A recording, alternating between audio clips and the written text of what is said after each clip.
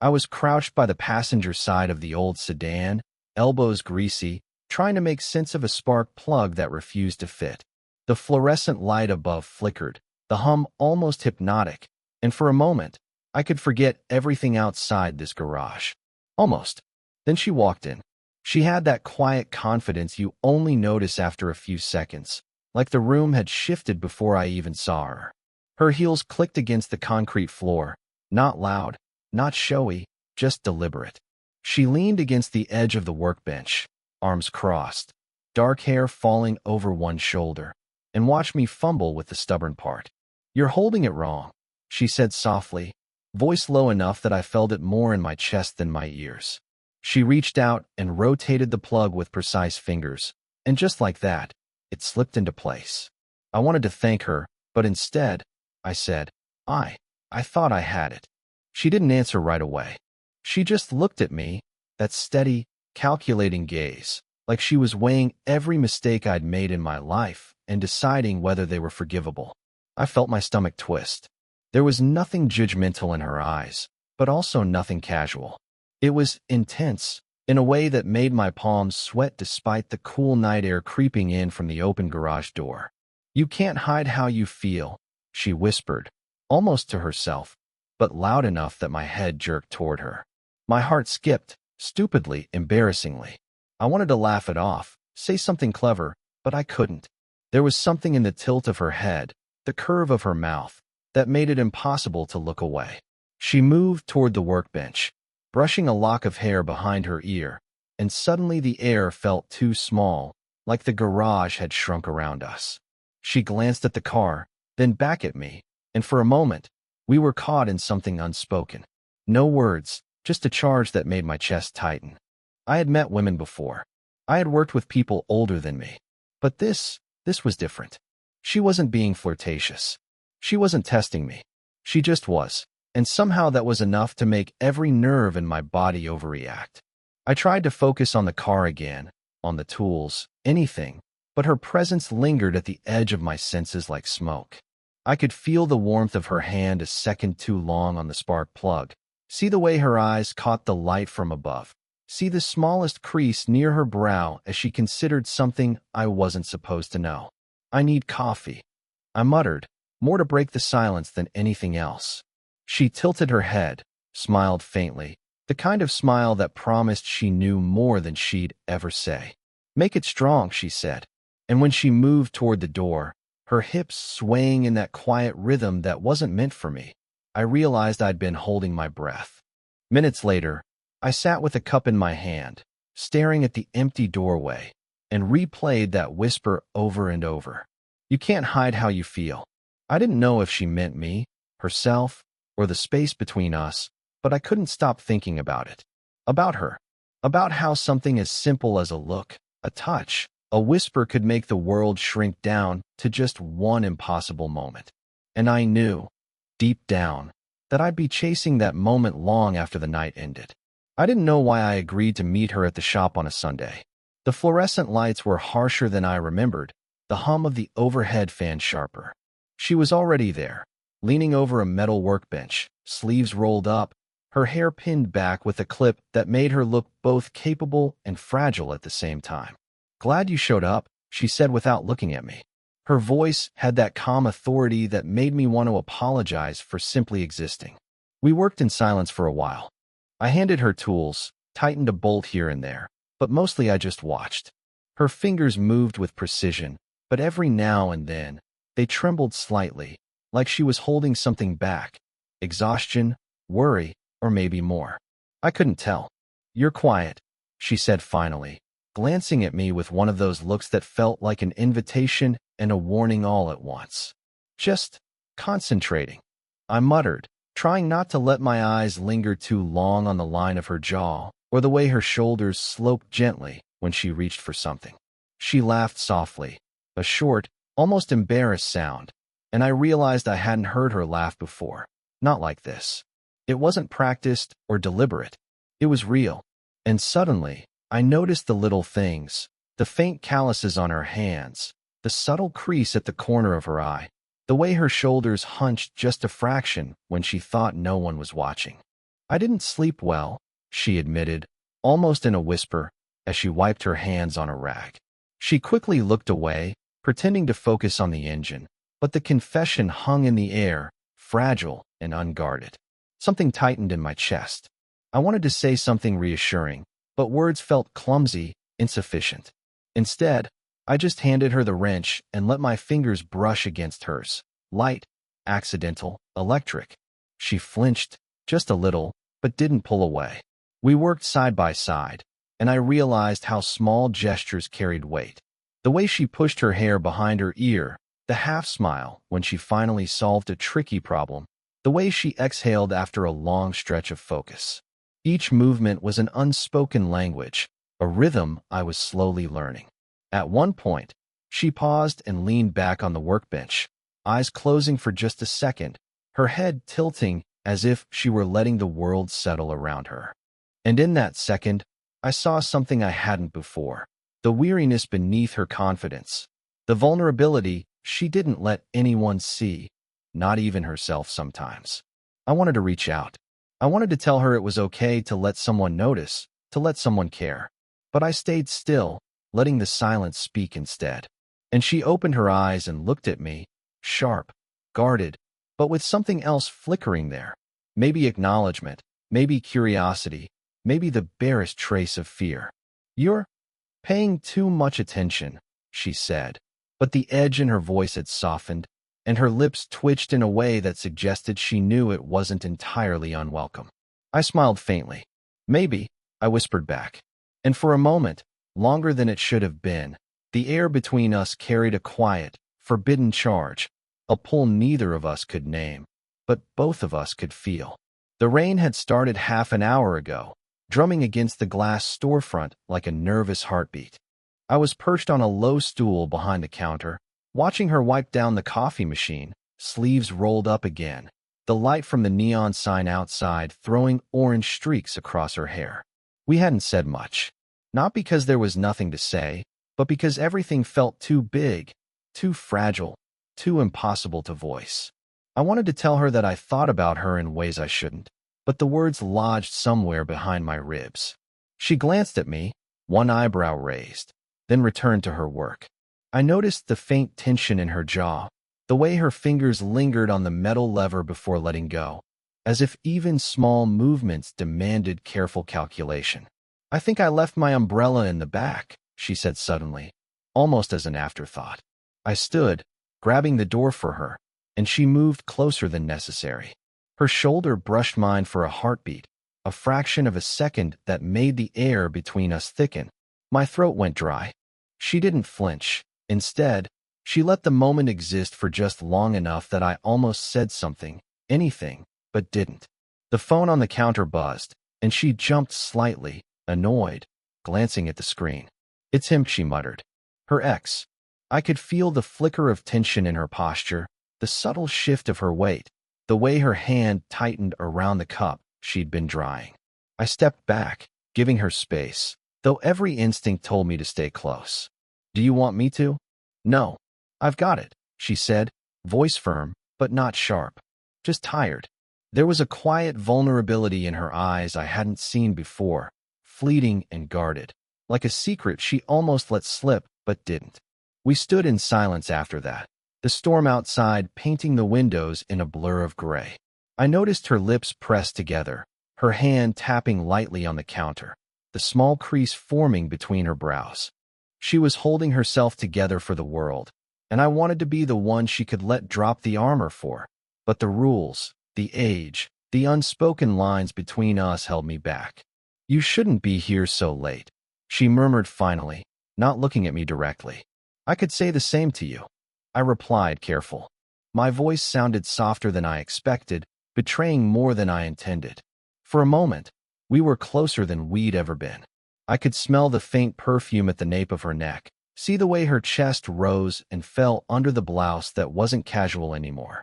I wanted to reach for her hand, wanted to tell her that I couldn't stop thinking about the spark she set off in me, but I didn't. Not yet. The rain intensified, and her phone buzzed again. She flinched and hurried to answer it, breaking the tension like a sudden clap of thunder. I stayed where I was, silent, heart thudding, aware of how close we had been and how far we still had to go. I swallowed, tried to focus on the storm outside, on the streaks of neon reflected in the puddles, and told myself it was just a moment. Just a moment. But I couldn't stop thinking about the way she had stood there, inches from me, as if the world had shrunk down to only her and me.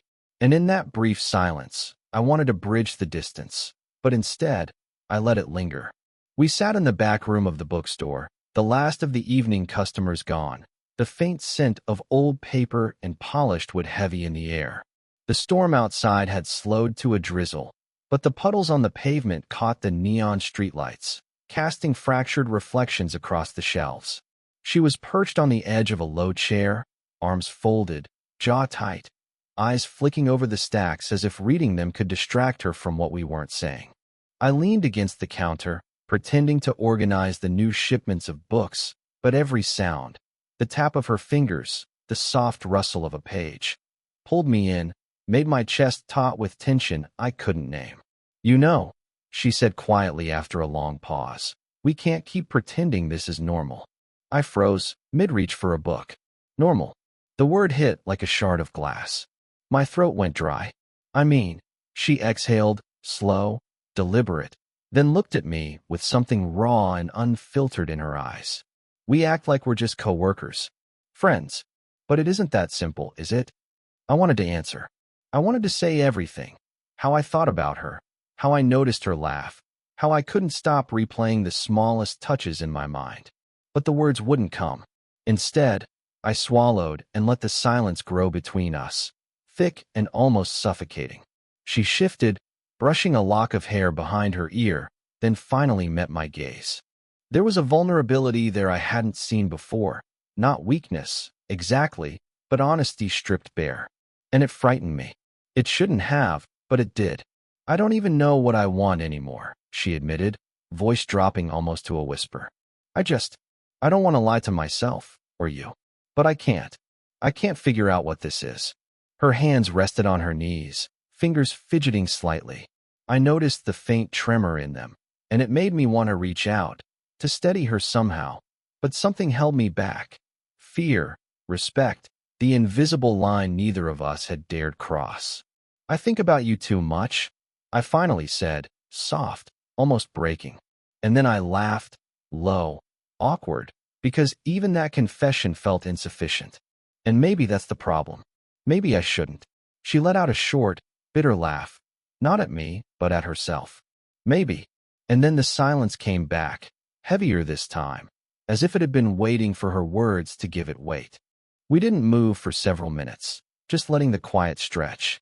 I could feel her presence in a way I hadn't before, not through touch, not through words, but through some deeper awareness. Every flicker of her eyes, every slight shift in posture, spoke volumes. Finally, she leaned forward, resting her forehead on her folded arms. "I don't know if any of it matters." And for the first time, she looked utterly unguarded, completely human, and I realized she didn't need me to answer. She just needed me to see. I stayed still, letting the words hang in the air, and in that silence, I felt the weight of everything unspoken: desire, fear, longing, guilt. And I knew, with a clarity that was almost painful, that nothing between us would ever be the same again. The rain had finally stopped, leaving the streets slick and glimmering under the streetlights. We were in the small repair shop again, the night quiet except for the soft drip from the leaky roof. I was stacking some tools when I heard her sigh, long and low, like the sound carried half a lifetime of regrets. "Can I tell you something?" she asked without looking at me. Her voice was hesitant, fragile, like she'd been holding it in for years. "Of course," I said, trying to sound casual, though my chest had tightened. She set the wrench down slowly, folded her hands, and met my eyes just long enough to make me catch the flicker of vulnerability beneath her usual calm. "I loved someone once," she said quietly. "A long time ago, and I thought it would last forever. But it didn't. He left, and I didn't fight hard enough. I blamed myself for years." The words landed like a weight I hadn't expected. I wanted to say something. You're not that person. You deserve better, but I held back. Instead, I just let the silence stretch, letting her own voice fill the room. I've never really told anyone, she admitted. Not like that. Not with this honesty. She looked down at her hands, twisting them nervously. And yet here I am. Something in me ached. I wanted to reach out, wanted to say the right words, but all I could do was notice the subtle things. The faint scar on her knuckle, the way her shoulders sagged just slightly, as if carrying invisible weight, the small tremor in her fingers. She was showing me herself, piece by piece, without demanding anything in return.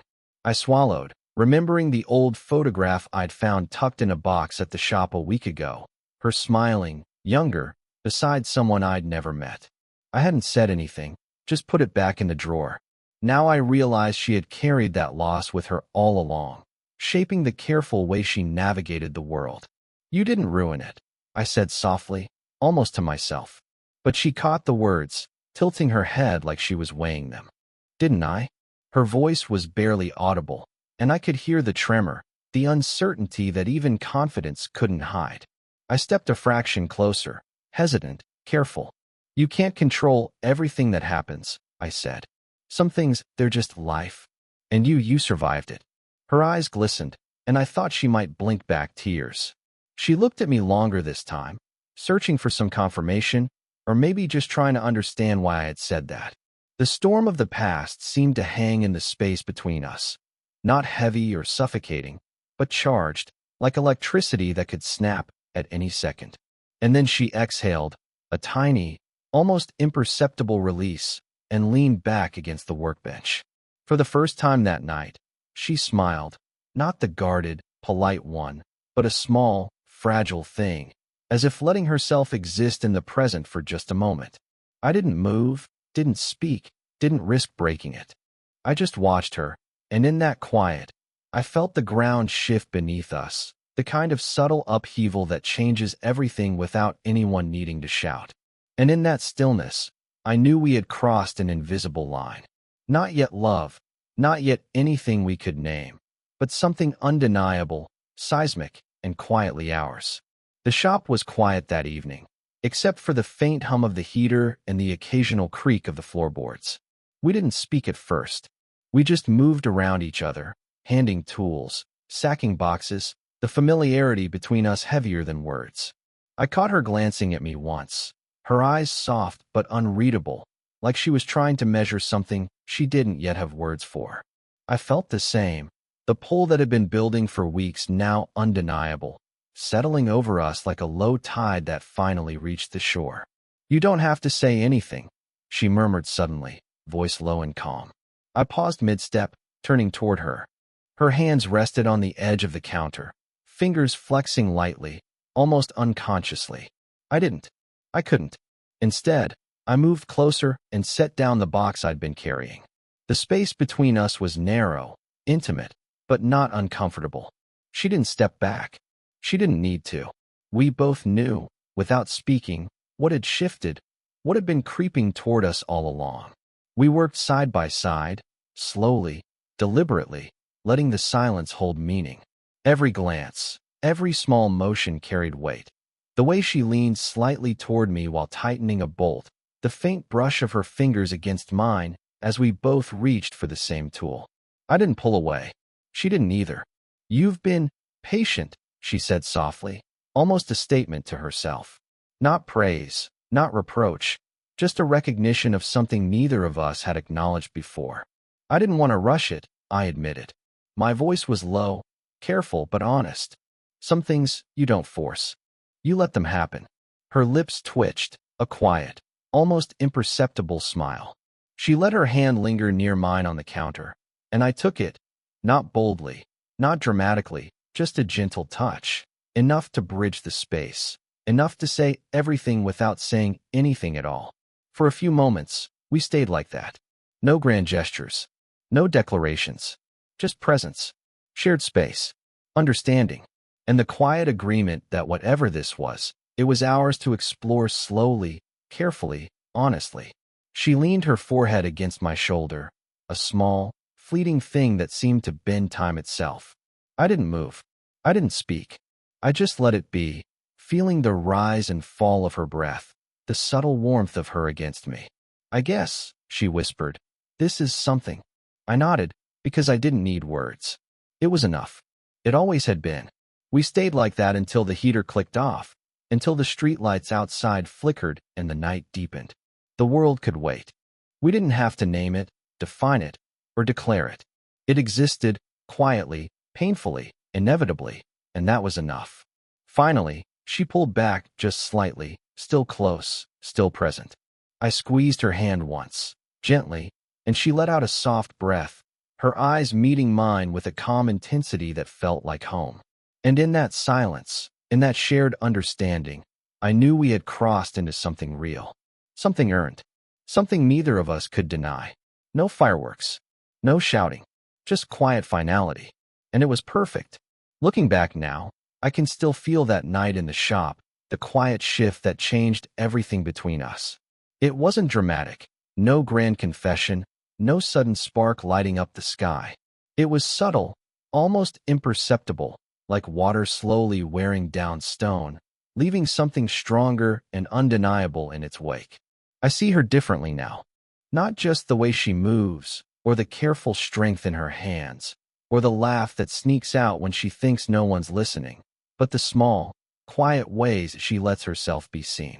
She taught me that confidence isn't armor, it's a choice. And vulnerability isn't weakness, it's trust.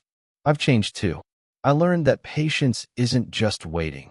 It's paying attention, understanding, and holding space for someone else's truth. I've learned that noticing the smallest gestures, a flicker of emotion in her eyes, a pause in her voice, can mean more than any words spoken. That love doesn't have to shout to be real. Sometimes it grows in silence, in the in-between moments we almost miss. The thing about slow-burning connections is that they teach you about yourself as much as the other person. I saw her pain, her past heartbreak, the careful walls she built, and I realized I was capable of holding all that without breaking, without judgment. And she saw me, probably in ways I didn't even understand at the time, and let me stay. We didn't need fireworks. We didn't need declarations. The quietness became our language. A shared glance across a crowded room, hands brushing as we reach for the same tool. The way our silences began to carry meaning. That was love in its purest, most earned form. Mutual, patient, and irrevocable. Sometimes I still replay those first nights in my mind. The rain-streaked streets, the flickering lights in the shop, the moments where something almost happened but didn't. And I smile, because those almost moments taught me more about desire, restraint, and the beauty of waiting than any instant gratification ever could. Now, when we sit together, side by side, quiet in the same space, I understand what it means to build something that's yours, quietly, steadily. She's still guarded at times, still careful with her words, but there's a softness now, an ease that wasn't there before. And I feel it too.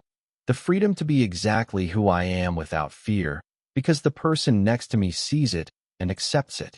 In the end, love doesn't have to be explosive to be life-changing.